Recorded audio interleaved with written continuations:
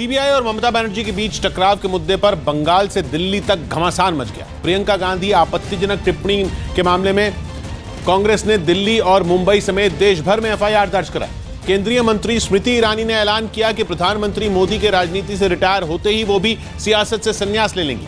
और मौनी अमावस्या पर कुंभ में 2 करोड़ से ज्यादा श्रद्धालुओं ने संगम में डुबकी लगाई। मध्य प्रदेश के मुरैना में पुलिस हिरासत में एक आदमी की मौत के बाद नाराज लोगों ने वहां के दिमनी थाने पर हमला बोल दिया। बताया गया कि दिमनी थाने की पुलिस ने रघुराज सिंह तोमर नाम के एक आदमी को आर्म्स एक्ट के मामले में हिरासत में लिया था, जहां उसने फांसी लगाकर खुदकुशी कर ली। इस बात की खबर मिलते ही भारी संख्या में दिमनी थाने पहुंचे लोगों ने पुलिस पर पथराव शुरू कर दिया। हिंसा पर उतारू लोगों पर काबू पाने के लिए पुलिस को आंसू गैस का इस्तेमाल करना पड़ा। पुलिस की इस कार्रवाई से लोग और भड़क गए और उन्होंने पुलिस स्टेशन पर पथराव तेज कर दिया। बताया गया कि जवाब में पुलिस वालों ने भी आंसू गैस के साथ हवाई फायरिंग की। पुलिस की कार्रवाई तेज होती देख लोग जान बचाने के लिए इधर उधर भागने लगे, लेकिन पुलिस वालों ने हंगामा करने वाले लोगों का पीछा नहीं छोड़ा और उन्हें थाने से दूर भगा दिया। इससे पहले वहां जुटे लोगों ने नेशनल हाईवे भी जाम कर रखा था, जिसकी खबर मिलते ही भारी संख्या में पुलिस फोर्स जाम खुलवाने पहुंची। लेकिन नाराज लोगों ने पुलिस का विरोध शुरू कर दिया। लोगों के पथराव की वजह से वहां हालात काफी तनावपूर्ण हो गए। पथराव से बचने के लिए पुलिस वालों को पीछे हटना पड़ा। हालांकि इस दौरान कुछ पुलिस वाले जवाबी कार्रवाई में पथराव करते भी नजर आए। इस दौरान लोगों पर काबू पाने के लिए पुलिस बीच बीच में आंसू गैस का इस्तेमाल भी कर रही थी। इस पथराव में कई पुलिस वाले भी घायल हो गए, जिन्हें फौरन इलाज के लिए अस्पताल ले जाया गया। बताया गया कि वहां जुटी भीड़ ने इस कदर हंगामा किया कि उस पर काबू पाने के लिए आसपास के थानों से भी पुलिस बुलानी पड़ी, जिसके बाद हालात पर काबू पाया जा सका। हालांकि पुलिस ने एहतियातन पूरे इलाके में शांति बहाली के लिए मार्च किया। खुदकुशी करने वाले आदमी के घर वालों ने अवैध हथियार के आरोपों को नकारते हुए पुलिस पर पैसे मांगने का आरोप लगा दिया। पुलिस वाले सीधे घर में घुस गए और इसको जाके पकड़ लिया। पकड़ के ले आए। जब तक मैं वहाँ तक आया, जब तक गाड़ी में बिठा के इसको निकले आए। तो सामान भी मिला था? कोई सामान नहीं, इसके पास एक सीख भी नहीं थी, कोई कुछ नहीं था। मैं सुबह आया फिर थाने में। सुबह मैं थाने में आया तो जिन लोगों ने बात करी तो ये मेरे पे 2 लाख रुपए मांगे। मामले की गंभीरता को देखते हुए थाने में तैनात पुलिस वालों को निलंबित कर दिया गया। थाने में जितने स्टाफ जो ड्यूटी में थे, मैंने उनको तत्काल प्रभाव से निलंबित किया है। उनकी लापरवाही है स्पष्ट। थाना प्रभारी का भी पूर्व में भी कुछ शिकायतें थे, तो अभी मैंने थाना प्रभारी को भी चेंज कर दिया है। पुलिस ने पीड़ित परिवार को मामले की निष्पक्ष जांच का भरोसा भी दिया। बात की बात है कि पुलिस हिरासत में आरोपी का खुदकुशी कर लेना पुलिस पर ही सवाल खड़े करता है। हालांकि आरोपी पुलिस वालों पर कार्रवाई तत्काल हुई, लेकिन जरूरी है कि मामले की सच्चाई जल्द से जल्द सामने आए। बिहार के कई शहरों में आरएलएसपी यानी राष्ट्रीय लोक समता पार्टी ने बिहार बंद के दौरान नीतीश सरकार के खिलाफ जमकर हंगामा किया। शनिवार को पटना में उपेंद्र कुशवाहा पर हुए लाठीचार्ज के विरोध में आरएलएसपी ने बंद का ऐलान किया था। और इस दौरान गया में बिहार सरकार पर कानून की धज्जियां उड़ाने का आरोप लगाते हुए सड़क पर उतरे आरएलएसपी कार्यकर्ता जमीन पर लेटकर नारेबाजी करने लगे। बंद के दौरान सड़कों पर निकली गाड़ियों को हटाने के लिए हाथों में झंडा लिए आरएलएसपी कार्यकर्ता जोर आजमाइश करते भी नजर आए। आरएलएसपी कार्यकर्ताओं ने पटना में हुए आक्रोश मार्च के दौरान अपने नेता उपेंद्र कुशवाहा पर पुलिस के लाठीचार्ज को नीतीश कुमार की साजिश बताया। आरएलएसपी के बिहार बंद के समर्थन में महागठबंधन की पार्टियां भी शामिल हुईं और कटिहार में सड़क पर आग जलाकर आरजेडी ने नीतीश सरकार पर जोरदार हमला बोला। प्रदर्शन में शामिल कार्यकर्ताओं ने बिहार में नीतीश कुमार पर तानाशाही का आरोप लगाया और पटना में उपेंद्र कुशवाहा पर हुए लाठीचार्ज को उन्हें जान से मारने की साजिश करार दी। इस पूरे मुद्दे पर महागठबंधन में शामिल पार्टियों ने बिहार सरकार पर सत्ता का गलत इस्तेमाल कर दबाव की राजनीति का आरोप लगाया और बिहार बंद के समर्थन में नालंदा की सड़कों पर आग लगाकर जाम लगा दिया। उपेंद्र कुशवाहा पर जानलेवा हमला बंद करो। जबकि कटिहार में बिहार बंद के समर्थन में हंगामा कर रहे आरएलएसपी कार्यकर्ताओं की पुलिस के साथ जमकर झड़प हो गई। बंद के दौरान आरएलएसपी के प्रदर्शन को देखते हुए कई इलाकों में पुलिस बल की भारी तैनाती की गई थी। प्रदर्शनकारियों ने बिहार सरकार पर ताकत का गलत इस्तेमाल करने का भी आरोप लगाया। महागठबंधन के एक एक सदस्य को लाठी और गोलियों से बर्बाद कर उनको दबाने का काम करेंगे। उनकी मंशा को हम लोग कभी कायम होने नहीं। इससे पहले हाथों में मशाल लेकर आरएलएसपी कार्यकर्ताओं ने रैली निकालकर भी राज्य सरकार के खिलाफ जमकर नारेबाजी की थी। बिहार में लोकतंत्र के खतरे में होने का आरोप लगाते हुए आरएलएसपी ने ज्यादा से ज्यादा लोगों को बिहार सरकार के विरोध में आगे आने की अपील की। वहीं इस मामले में चुप्पी तोड़ते हुए मुख्यमंत्री नीतीश कुमार ने आरएलएसपी के बिहार बंद को चुनावी हथकंडा करार दिया। जब भी इलेक्शन कमीशन डेट अनाउंस करेगा इलेक्शन का और मॉडल कोड ऑफ कंडक्ट लागू हो जाएगा, तो इस बीच में आप समझ लीजिए लगभग एक आध महीना तरह तरह की चीज होती है।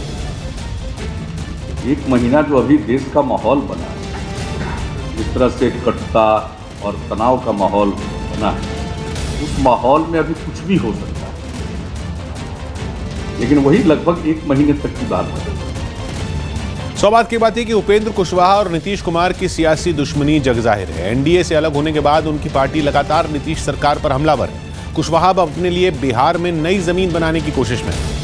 अगर आप पैसों के लेन देन के लिए बैंकों के मोबाइल ऐप का इस्तेमाल करते हैं तो आपको सावधान रहने की जरूरत है। News18.com की रिपोर्ट के मुताबिक गूगल प्ले स्टोर पर कई बड़े बैंकों के नकली ऐप मौजूद हैं, जिन्हें अनजाने में लोग असली समझकर धड़ल्ले से डाउनलोड कर रहे हैं। साथ ही यह आशंका भी जताई गई है कि इन नकली ऐप के जरिए ग्राहकों के अकाउंट में जमा रकम भी चुराई जा सकती है। चौंकाने वाली ये जानकारी IT security firm Sophos labs ने अपनी ताजा रिपोर्ट में दी है, जिसमें बताया गया है कि बैंकों के नकली ऐप के नाम और लोगो बहुत हद तक असली ऐप जैसे होते हैं, जिनकी वजह से लोग धोखा खा जाते हैं। और जैसे ही वो नकली ऐप डाउनलोड कर अपने अकाउंट की जानकारी अपडेट करते हैं, वैसे ही उनके अकाउंट की सारी डिटेल चोरी हो जाती है। रिपोर्ट में दावा किया गया कि state bank of India, ICICI bank, axis bank और सिटी बैंक समेत 7 बड़े बैंकों के नकली ऐप से हजारों ग्राहकों के डेटा चुराया जा चुका है। नकली ऐप की शिकायत मिलने के बाद साइबर फ्रॉड पर नजर रखने वाली सरकारी एजेंसी सीईआरटी ने मामले की जांच शुरू कर दी। आंध्र प्रदेश में रैली के दौरान अमित शाह ने चंद्रबाबू नायडू पर हमला बोला। बीजेपी अध्यक्ष अमित शाह ने आंध्र प्रदेश में एक जनसभा कर सीएम चंद्रबाबू नायडू पर जनता को गुमराह करने का आरोप लगाया। पिछले कुछ समय से आंध्र के मुख्यमंत्री जी ने, चंद्रबाबू नायडू ने आंध्र की जनता को गुमराह करने का एक सघन प्रयास चालू किया। पश्चिम बंगाल की पूर्व आईपीएस अधिकारी भारती घोष दिल्ली में केंद्रीय मंत्री रविशंकर प्रसाद की मौजूदगी में बीजेपी में शामिल हो गई। सत्याग्रह करना चाहिए था उसको, जब लाखों लोगों का पैसा चला गया था, जब सुसाइड हो रहा था, तब सत्याग्रह क्यों नहीं हुआ? आज सत्याग्रह हो रहा है for a commissioner of police. Chhattisgarh में कांग्रेस नेता किरणमयी नायक ने कांग्रेस प्रत्याशी के खरीद फरोख्त के एक पुराने मामले में अजीत जोगी और रमन सिंह के दामाद समेत कुछ लोगों के खिलाफ केस दर्ज करवाया। हमारे मुख्यमंत्री जी ने इसमें एक एसआईटी का गठन कर दिया है और एसआईटी की इंक्वायरी चल ही रही थी, तो हमको लगा कि जो शिकायत हमारी लंबित थी उस पर हमें कार्रवाई के लिए आवेदन देना चाहिए। कोलकाता में मुख्यमंत्री ममता बनर्जी केंद्र सरकार के खिलाफ दूसरे दिन भी धरने पर। कोलकाता पुलिस कमिश्नर से पूछताछ करने पहुंची सीबीआई की टीम से टकराव के बाद ममता बनर्जी ने केंद्र सरकार के खिलाफ मोर्चा खोल दिया, जिसके बाद से ही वो धरने पर हैं। ममता बनर्जी के समर्थन में टीएमसी कार्यकर्ताओं की भीड़ वहां जुट गई। यहाँ जो तृणमूल का जो मुख्यमंत्री ममता बनर्जी का धरना है वो कल से यहाँ लगातार जारी है। सारी रात ममता बनर्जी यहाँ रहीं, उनके साथ और भी जो नेता हैं वो भी यहाँ मौजूद थे। देर रात तक ममता बनर्जी जगी रहीं। इस बीच ममता बनर्जी ने फोन पर लोगों से बातचीत की और कार्यकर्ताओं से भी मुखातिब हुई। इसके बाद उन्होंने स्टेज के पीछे बनी एक पुलिस चेक पोस्ट में कैबिनेट की मीटिंग की। साथ ही विधानसभा में शुरू हुए बजट सत्र को लेकर जरूरी निर्देश दिए। सरकार के खिलाफ ममता बनर्जी का धरना पुलिस और सीबीआई टीम के टकराव के बाद ही शुरू हो गया था।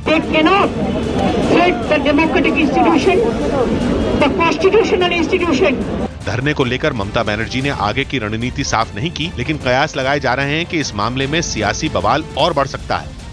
कोलकाता में हुई कार्रवाई और धरने की गूंज संसद में भी साफ सुनाई दी। टीएमसी के साथ खड़े कई विपक्षी दलों ने इस मुद्दे पर सीधे मोदी सरकार को निशाने पर लिया और टीएमसी के सांसदों ने लोकसभा की कार्यवाही शुरू होते ही सीबीआई की कार्रवाई के विरोध में बीजेपी के खिलाफ नारेबाजी शुरू कर दी।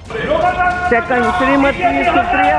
हंगामे की वजह से कार्यवाही को थोड़ी देर के लिए रोकना पड़ा। इसके बाद जब दोबारा कार्यवाही शुरू हुई तो टीएमसी सांसद शौकत राय ने मोदी सरकार पर सीबीआई के दुरुपयोग का आरोप लगाया। The misuse of CBI by the central government against opposition government. The BJP leadership led by Narendra Modi and Amit Shah to really damage the constitutional structure. लगे हाथ कांग्रेस ने भी इस मुद्दे पर टीएमसी का साथ देते हुए केंद्र सरकार पर जोरदार हमला बोला। सीबीआई को एक हथियार बनाकर सभी अपोजिशन लीडर को खत्म करना चाहती है और अपोजिशन पार्टियों को खत्म करके ऑटोक्रेटिक गवर्नमेंट लाने की कोशिश कर रहे हैं। तो वहीं बीजू जनता दल भी सीबीआई की कार्रवाई के विरोध में ममता सरकार के साथ खड़ा नजर आया। इतना ही नहीं, समाजवादी पार्टी, आरजेडी और एनसीपी के सांसदों ने भी ममता सरकार का पुरजोर समर्थन किया, लेकिन सीपीएम ने शारदा चिटफंड घोटाले के आरोपियों पर कार्रवाई की मांग की और 4 साल तक सीबीआई के कार्रवाई न करने पर सवाल उठाते हुए केंद्र के साथ ममता सरकार को भी आड़े हाथ लिया। 4 साल तक सीबीआई ने ज्यादा कुछ नहीं किया, तब तो दीदी और मोदी सेटिंग चल रहा था। चीफ मिनिस्टर ने एक पुलिस कमिश्नर को साथ लेके बैठ गया, ये डेमोक्रेसी के लिए खतरा है। विपक्ष का हमला बढ़ता देख सरकार की तरफ से गृह मंत्री राजनाथ सिंह ने मोर्चा संभाला। ऐसा नहीं है कि सीबीआई टीम सीधे पुलिस कमिश्नर से पूछताछ के लिए चली गई थी। सीबीआई को मजबूरन ऐसा करना पड़ा क्योंकि पुलिस कमिश्नर जांच में सहयोग नहीं कर रहे हैं और सीबीआई के द्वारा लगातार सम्मन किए जाने के बावजूद भी वह उपस्थित नहीं हो रहे थे। उधर राज्यसभा में भी कार्यवाही शुरू होते ही टीएमसी सांसदों ने सीबीआई की कार्रवाई के विरोध में हंगामा किया, जिसकी वजह से कार्यवाही को मंगलवार तक के लिए रोक दिया गया। लेकिन पश्चिम बंगाल से शुरू हुआ सियासी घमासान थमने के बजाय और बढ़ गया। ममता सरकार और सीबीआई के इस झगड़े के बहाने विपक्ष ने एक बार फिर बीजेपी के खिलाफ एकजुटता दिखाई और राहुल गांधी ने ममता बनर्जी का समर्थन करते हुए ट्वीट किया कि मैंने ममता दी से बात की है और उन्हें कहा है कि हम उनके साथ कंधे से कंधा मिलाकर खड़े हैं। पश्चिम बंगाल में जो हो रहा है वो देश की संस्थाओं पर पीएम मोदी और बीजेपी का हमला है। पूरा विपक्ष इस तरह की ताकतों को हराने के लिए एकजुट है। जबकि दिल्ली के मुख्यमंत्री अरविंद केजरीवाल ने देश की जनता से ममता का साथ देने की अपील की। मोदी और अमित शाह की जोड़ी इस देश के लिए सबसे बड़ा खतरा है। जो भी इस देशभक्त है, जो भी भारत के बारे में जरा सा भी सोचता है, उसी को इसकी कड़ी निंदा करनी चाहिए और ममता जी के साथ खड़ा होना चाहिए पूरे देश को। अखिलेश यादव भी केंद्र सरकार के खिलाफ ममता के साथ खड़े नजर आए। कैसे अपमानित किया जाए, कैसे उन्हें नीचा दिखाया जाए, कैसे उन पे झूठे आरोप लगाएं, उसका पूरा का पूरा ये एक्सपेरिमेंट जो भारतीय जनता पार्टी का है वो दिखाई दे रहा है। हालांकि विपक्ष की एकजुटता से बेफिक्र बीजेपी ने ममता बनर्जी की भूमिका पर ही सवाल खड़े कर दिए। ममता जी के व्यवधान की वजह से न सिर्फ फेडरल ढांचे को, संवैधानिक ढांचे को चोट पहुंची है, बल्कि राष्ट्र स्तब्ध है कि लुटेरों के साथ अब दीदी ने अपना समर्थन दिया है। शारदा चिटफंड मामले में सीबीआई की कार्रवाई पर पश्चिम बंगाल की सियासत भी उबाल पर रही। इस मामले में विपक्ष ने सरकार पर एक सुर में हमला किया। कांग्रेस ने तो इस कार्रवाई को नियमों के खिलाफ बता दिया और सीबीआई की मंशा पर सवाल खड़े किए। ऐसा कभी नहीं हुआ कि बिना पूछे, बिना अनुमति दिए, बिना बताए आप संडे को शाम को एक टीम पहुंच जाती है पुलिस कमिश्नर के घर पे। आपको शायद ये मालूम नहीं है, लोगों को तथ्य मालूम नहीं कि उच्च न्यायालय का आंतरिक आदेश है जो कई महीनों से चल रहा है कि कलकत्ता पुलिस के अफसरों को इस प्रकार से पूछताछ नहीं की जा सकती। जबकि आम आदमी पार्टी ने पीएम पर पक्षपात करने का आरोप लगाया। सुप्रीम कोर्ट के ऑर्डर के बहाने आप पूरी तरीके से टारगेट करने पर लगे हुए हैं एक सरकार को। और मुझे जरा बताइए, मुकुल राय कौन है? मुकुल राय क्या शारदा घोटाले में उनका नाम नहीं था? मुख्य आरोपियों में मुकुल राय का नाम था, वो मोदी जी के बगल घूम रहे हैं। नेशनल कॉन्फ्रेंस ने इस सारी उठापटक को केंद्र का तानाशाही रवैया करार दिया। सीबीआई के अधिकारियों को गिरफ्तार करना मैं समझता हूँ बहुत अच्छा किया। They are not masters of this country. People of this country are the masters. लेकिन बीजेपी ने साफ कर दिया कि सीबीआई की कार्रवाई से सरकार का कुछ लेना देना नहीं है। हम अभी इसके ऊपर टिप्पणी कुछ भी नहीं करेंगे क्योंकि ये सीबीआई और सुप्रीम कोर्ट के बीच का मसला है। मर्यादा टूटी है, एक जो संघीय ढांचा है उसकी व्यवस्था में एक बहुत बड़ा ब्रेक आया है।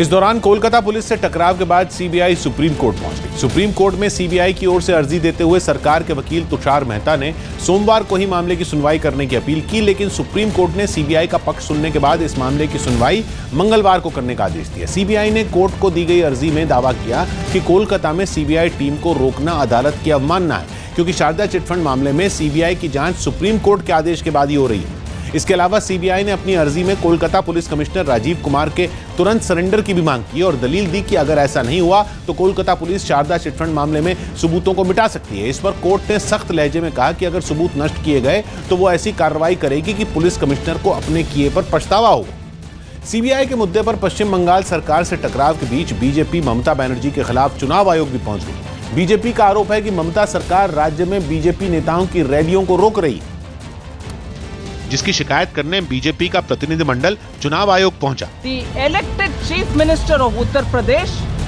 wanting to attend a rally for which the district authorities have been sought for permission at least 4 days ago, and in spite of that the concerned authority did not even give permission till the last minute. BJP ने चुनाव आयोग से मिलकर लोकसभा चुनाव से पहले पश्चिम बंगाल में हालात दुरुस्त करने की मांग की। हमने चुनाव आयोग से मांग की है कि स्वतंत्र, निष्पक्ष और भयमुक्त माहौल में पश्चिम बंगाल में लोकसभा के चुनाव हों। जो अधिकारी तृणमूल कांग्रेस के कार्यकर्ता की तरह भूमिका निभा रहे हैं, तृणमूल कांग्रेस के हिंसक घटनाओं के हिस्सेदार, भागीदार बने हुए हैं, उनको भी चुनाव के ड्यूटी से मुक्त रखा जाए। इससे पहले भी बीजेपी सियासी हिंसा के मामले में टीएमसी पर हमलावर रही है। शारदा चिटफंड मामले में कांग्रेस का केंद्रीय नेतृत्व भले ही ममता बनर्जी के साथ खड़ा है, लेकिन बंगाल के कांग्रेस सांसद अधीर रंजन ने पार्टी से अलग लाइन लेते हुए पश्चिम बंगाल में राष्ट्रपति शासन की मांग कर दी।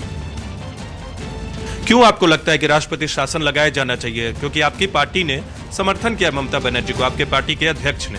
मुझे अपनी ये इंडिविजुअल ओपिनियन है, मैंने जो देखा इसके चलते मैंने कहा, क्योंकि बंगाल में ये घोटाला के खिलाफ हम लोग सबसे पहले आवाज उठाई थी और ये मांग, सीबीआई जांच की मांग कांग्रेस पार्टी की ओर से हम लोग किया था और ये जांच होना चाहिए और दोषी को निकलना चाहिए।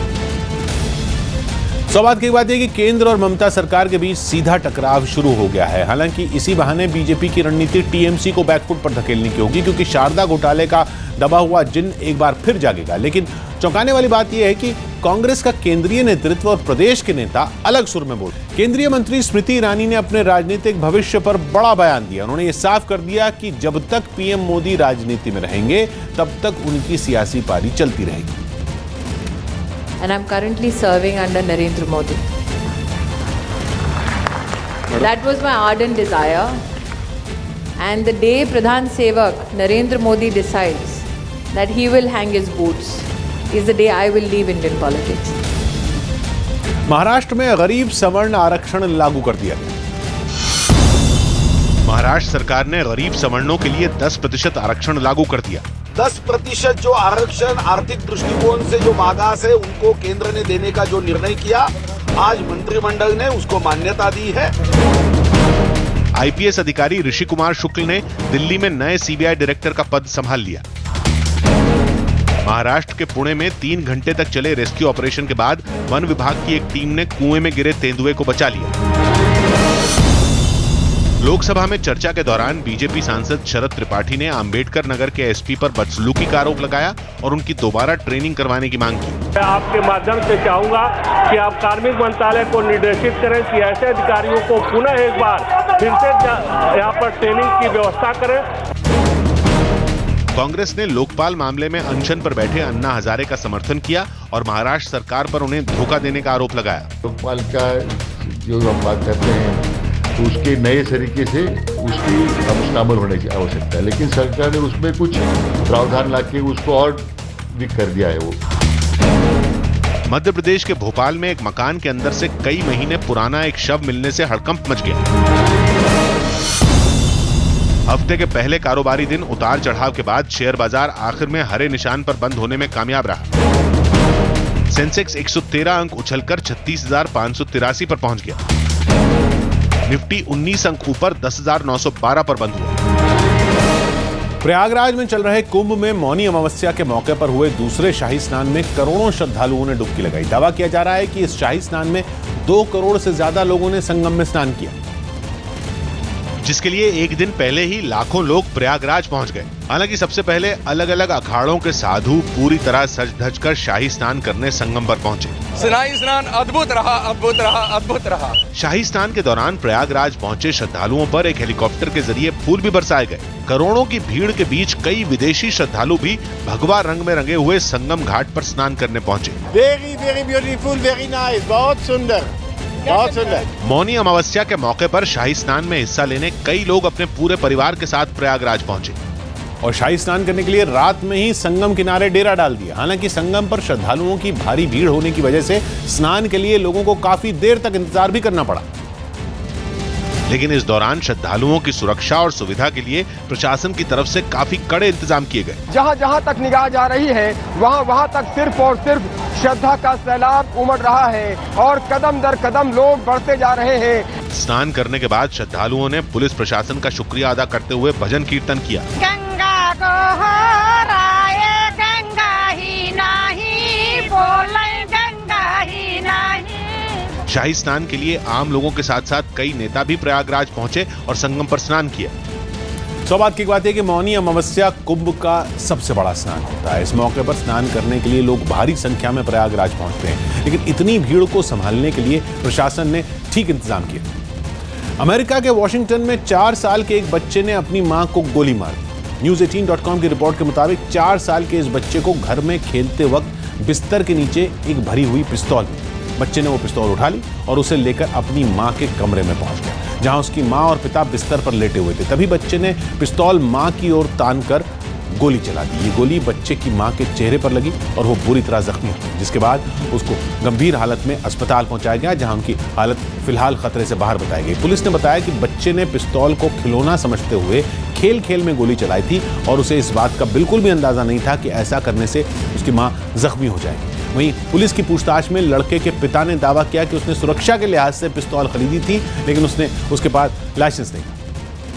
उत्तर प्रदेश के बाराबंकी में कुछ बीजेपी कार्यकर्ताओं ने सांसद प्रियंका रावत और कांग्रेस महासचिव प्रियंका गांधी की होर्डिंग लगाई। इन होर्डिंग में प्रियंका रावत को दुर्गा और प्रियंका गांधी को महिषासुर के रूप में दिखाया गया, जिसके बाद प्रियंका रावत के कुछ समर्थक होर्डिंग के पास इकट्ठा हो गए और उनके समर्थन में नारेबाजी करने लगे। प्रियंका गांधी पर प्रियंका रावत भारी।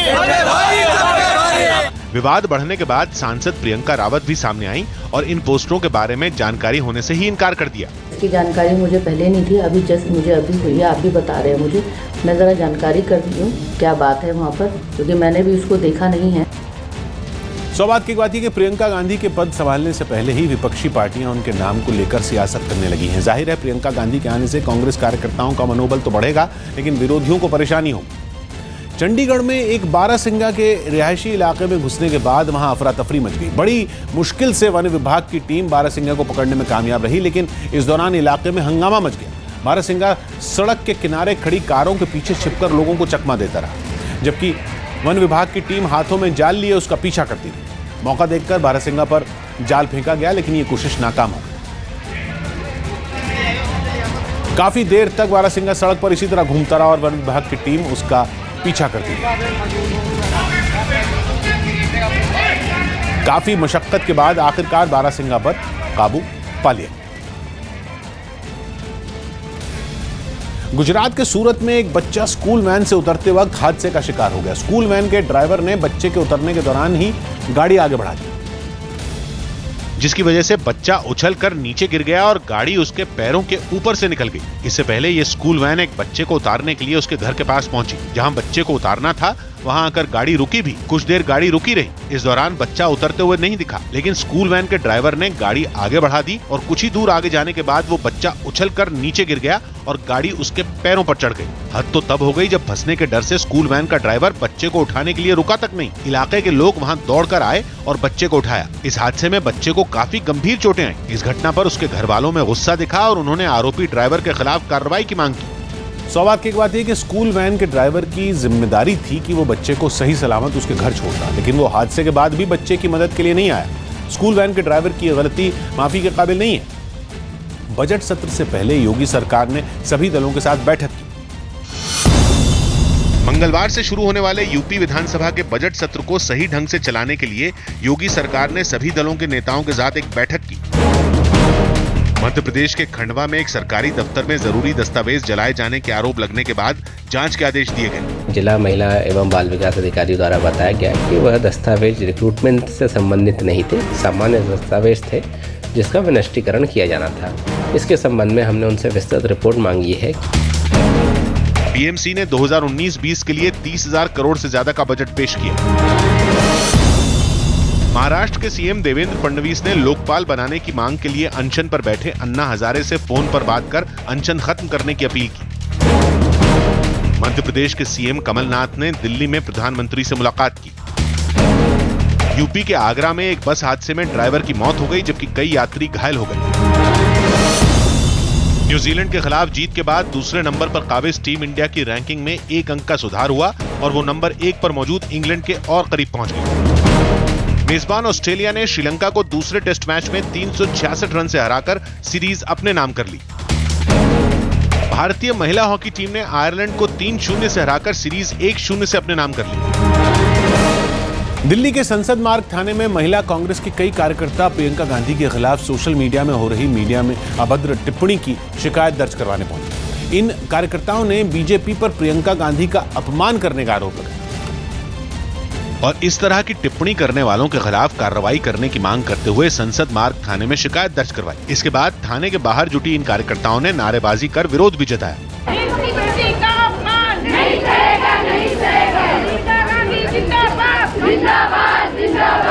कांग्रेस की महिला कार्यकर्ताओं ने सोशल मीडिया के जरिए महिलाओं का अपमान करने वालों के खिलाफ भी सख्त कार्रवाई करने की मांग की। किसी भी महिला का जो राजनीति में है उसका अपमान कांग्रेस और महिला कांग्रेस कभी भी सहन नहीं करेगी। देश भर के जिला मुख्यालय समेत मुंबई में भी महिला कांग्रेस के कार्यकर्ताओं ने सोशल मीडिया में अभद्र टिप्पणी करने वालों के खिलाफ शिकायत दर्ज करवाई।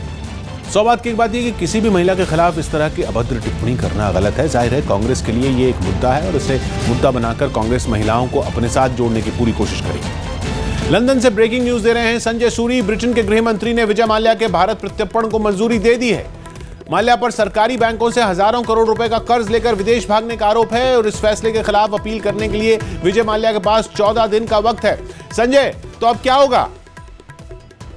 देखिए, जैसे कि आपने बताया 14 दिन के अंदर विजय माल्या को एक अपील दर्ज करनी पड़ेगी हाई कोर्ट में इस सरकार के होम सेक्रेटरी के ऑर्डर के विरुद्ध, क्योंकि पहले मजिस्ट्रेट का ऑर्डर आया था कि एक्स्ट्राडिशन होनी चाहिए और जो कानूनी कार्रवाई है उसके अंतर्गत ये जो ऑर्डर था मजिस्ट्रेट का होम सेक्रेटरी को दिया गया। होम सेक्रेटरी ने उस पर गौर किया। उसके ऊपर माल्या ने होम सेक्रेटरी को एक अपील दी कि उनकी एक्स्ट्राडिशन को रोका जाए। होम सेक्रेटरी ने इस अपील को नामंजूर किया और एक्स्ट्राडिशन अब ऑर्डर कर दी है। अगला कदम यह होगा कि अब विजय माल्या हाई कोर्ट जाएंगे अपील में इस ऑर्डर के खिलाफ और ये उनका आखिरी दावा होगा, आखिरी प्रयत्न होगा कि किसी प्रकार एक्स्ट्राडिशन को रोक पाए। अगले 2 हफ्ते में ये अपील दर्ज कर दी जाएगी। चांसेस क्या हैं? चांसेस तो ये है कि एक्स्ट्राडिशन हाई कोर्ट भी ऑर्डर करेगा, क्योंकि जो चीफ मजिस्ट्रेट है उसने 1 साल से ज्यादा की सुनवाई के बाद बहुत लंबा चौड़ा ऑर्डर दिया, सब तरफ की बहस सुनी, बहुत नई डिटेल में ऑर्डर दिया है और लगता नहीं है कि कोई भी हाई कोर्ट का जज जो है जो 1 दिन की सुनवाई के बाद उसको एकदम कैंसिल कर देगा और उसकी जो है जो फैसला था मजिस्ट्रेट का उसको बिल्कुल उसके विपरीत कुछ कदम उठाएगा। लगता है कि हाई कोर्ट भी इस ऑर्डर को कंफर्म करेगी और कुछ महीनों में विजय माल्या वापस भारत होंगे। शुक्रिया संजय आपका।